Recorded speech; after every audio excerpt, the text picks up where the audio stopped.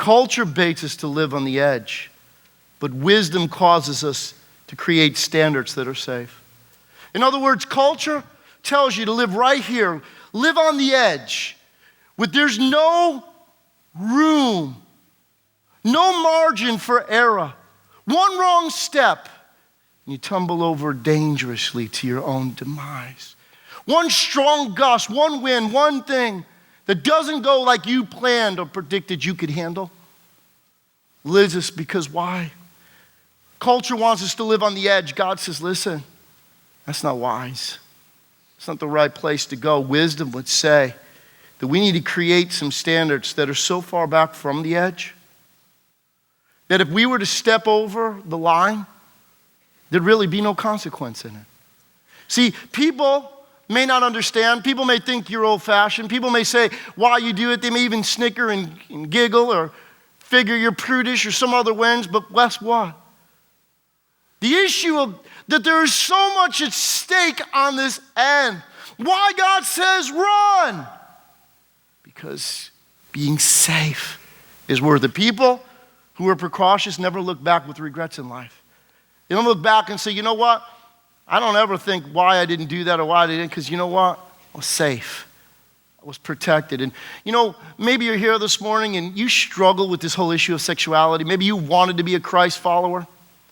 And this issue of sex has really kind of, rung your bell and kind of, if it wasn't for this, you would do it in so many other ways. But listen, you think that you can conclude maybe God is really against it, that God hates this, that God doesn't want you to do that end. But can I give you a thought on this front?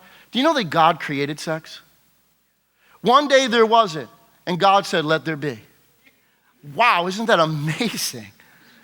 And we thank God for a lot of things. Not very often have I thought, man, God, thank you for sex. Wow, it's just awesome.